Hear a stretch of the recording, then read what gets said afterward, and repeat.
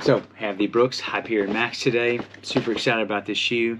I'm a little nervous because, like I told you guys before, I've been kind of a Hoka Saucony guy for the past like 5 years.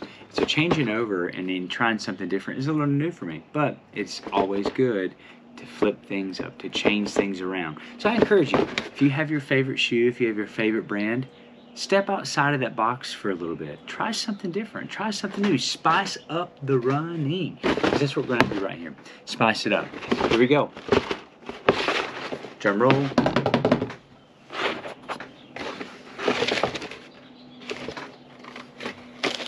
You're good at this. Oh, here we go.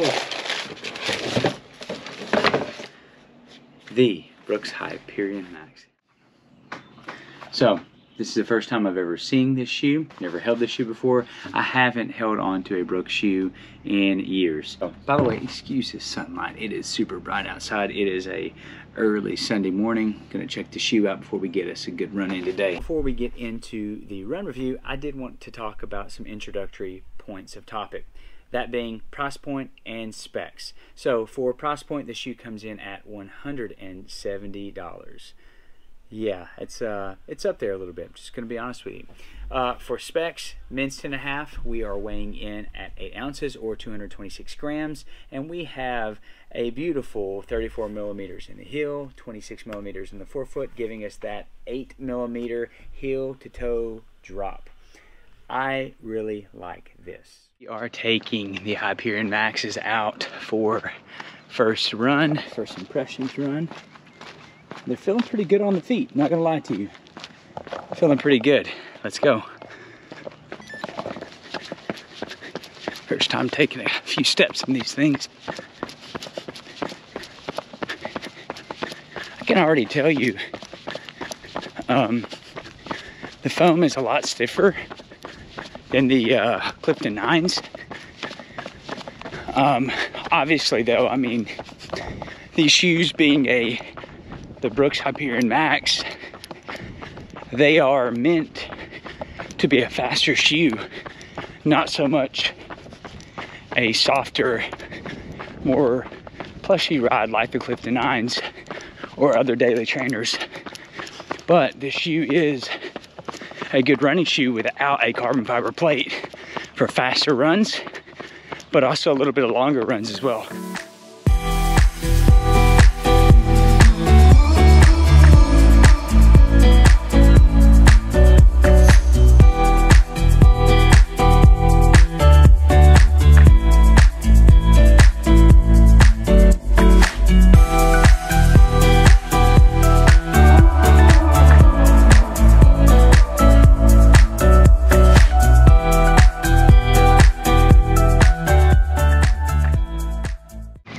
So let's talk about the upper on the Hyperion Max. So according to Brooks, they have a stretch woven upper that was primarily due from a 3D print that provides structure and breathability. That's just what they say on their website. So I wanted you to be able to see that. Let's see it real quick. So here is the upper and the 3D fitted print, and you can see the little bitty holes right here for the breathability.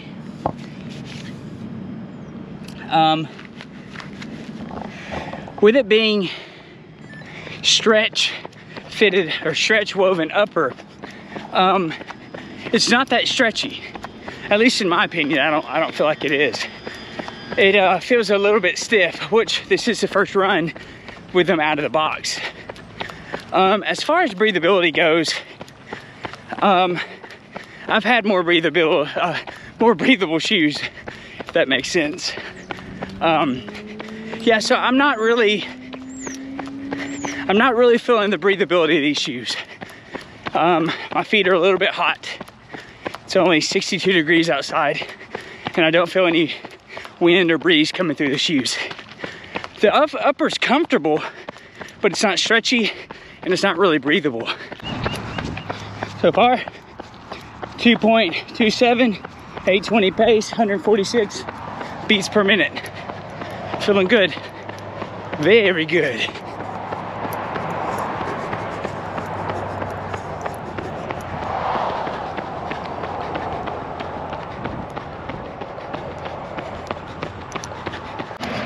Let's talk about the tongue on the Hyperion Max.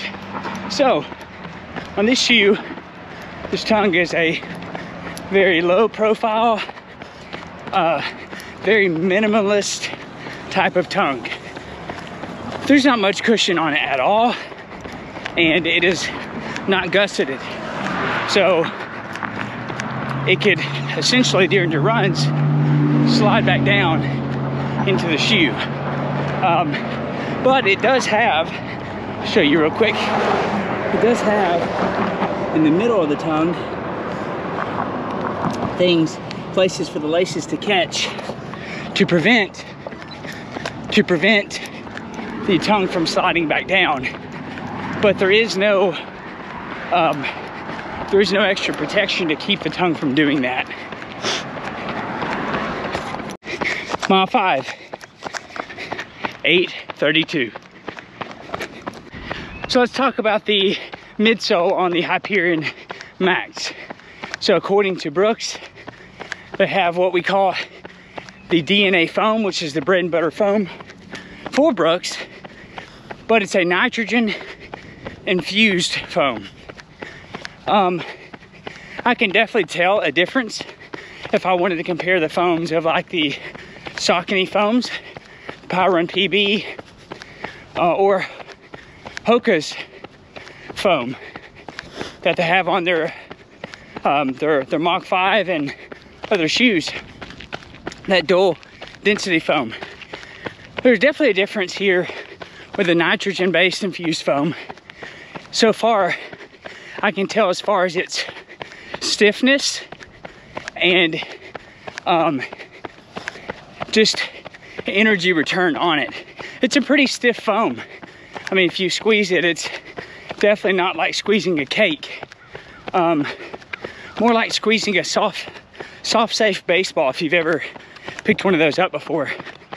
But it's pretty stiff, and yet at the same time provides a lot of energy return, which I was very impressed with, as I am right now. Going on at 6.3 miles, the shoe has been steady. And I believe it's one of the primary reasons is because of this DNA foam here. Very comfortable though. Good ride.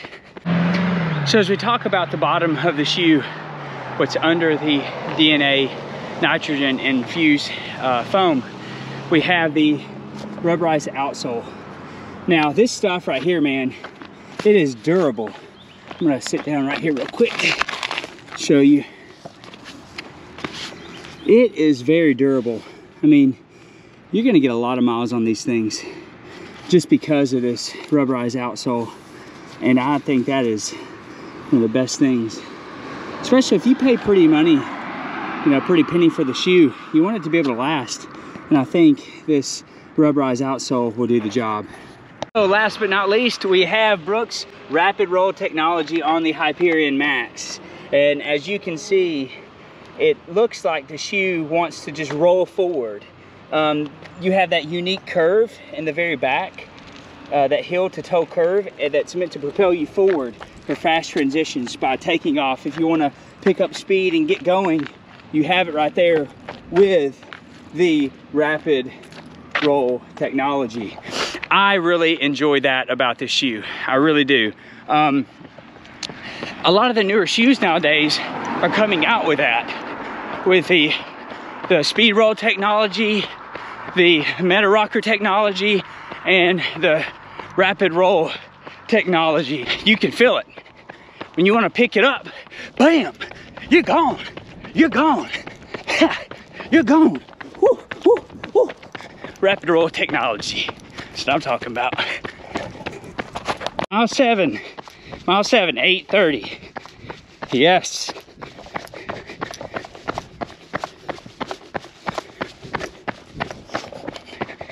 We are finishing up the run right now. So that concludes the run in the Hyperion Max finished with a 7.1 miles at an 8:32 pace. So take that as a win. So that concludes our first run in the Brooks Hyperion Max, and let me just say, I was pretty impressed. Ran 7.1 miles in the shoe, 1 hour 33 seconds, 8:32 pace. Averaged a 149 heart rate for this run, and honestly, it was a very enjoyable ride. Guys, thank you so much for coming with me on the run review for the Brooks Hyperion Max. I hope you found the content helpful. If you would, hit that like button, subscribe to the channel, and leave a comment. I want to hear back from you. Let me know what you like or dislike about this shoe and keep this conversation going. As always, guys, amen.